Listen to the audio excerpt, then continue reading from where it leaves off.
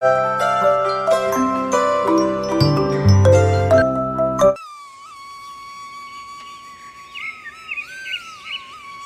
छोटे से गांव में रामलाल नाम का एक गरीब किसान अपनी पत्नी गीता और 2 बच्चों राजू और रानी के साथ रहता था। रामलाल मेहनती और ईमानदार इंसान था, पर उसकी हालत बहुत खराब थी।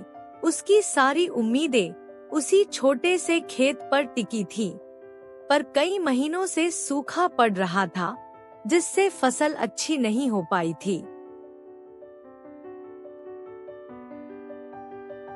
रात को रामलाल और गीता बैठे बात कर रहे थे, जबकि बच्चे सो चुके थे। सुनिए जी, अब कब तक हम ऐसे ही भूखे रहेंगे? बच्चों को अच्छे कपड़े और खाना तक नहीं मिल पाता। हमें कुछ करना होगा। गीता, मुझे समझ नहीं आ रहा कि और क्या करूं।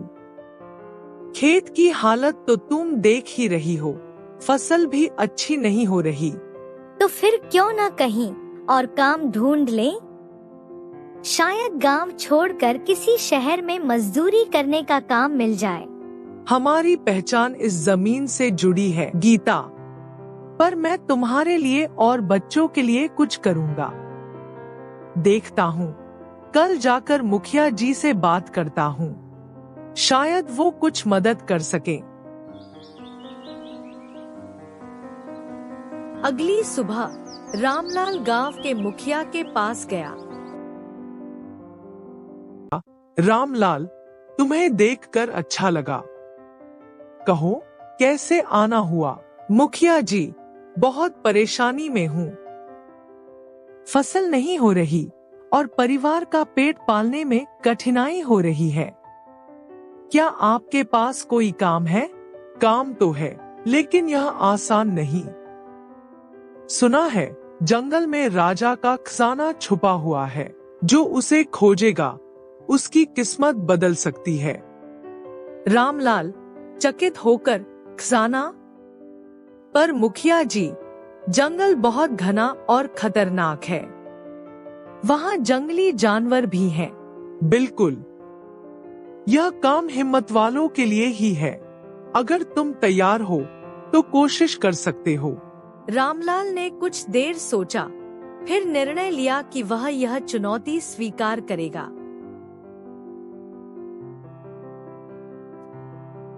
घर लौटकर रामलाल ने गीता को अपने फैसले के बारे में बताया। ये आप क्या कह रहे हो? क्या आप पागल हो गए हो? जंगल में जाना खतरनाक हो सकता है। मुझे पता है गीता, पर हमारे पास और कोई रास्ता भी तो नहीं है। शायद यह हमारी गरीबी को खत्म करने का अवसर है। गीता ने थोड़ी हिम्मत दिखाते हुए कहा, ठीक है, भगवान का नाम लेकर जाओ। हमारी दुआएं तुम्हारे साथ हैं। अगली सुबह रामलाल साहस के साथ जंगल में चला गया।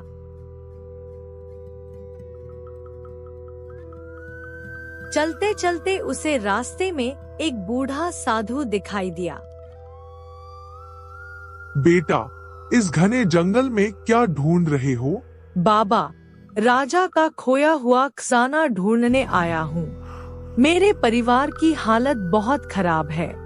खजाना तो है, पर उसे पाने के लिए तुम्हें धैर्य और साहस की परीक्षा देनी होगी। क्या तुम इसके लिए तैयार हो? जी बाबा, मैं पूरी तरह तैयार हूँ। साधु ने उसे कुछ सवाल पूछे, जिनका रामलाल ने सच्चाई और समझदारी से उत्तर दिया।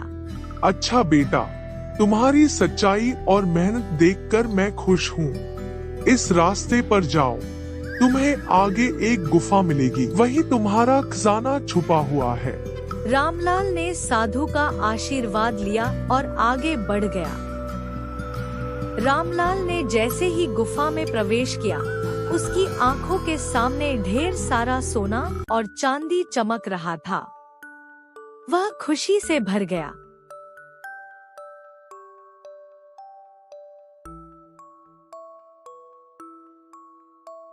रामलाल आत्मविश्वास से, भगवान ने सच में मेरी मेहनत का फल दिया है। अब मेरा परिवार भूखा नहीं रहेगा। उसने उतना ही सोना चांदी लिया जितना उसकी जरूरतें पूरी कर सके और घर लौट गया।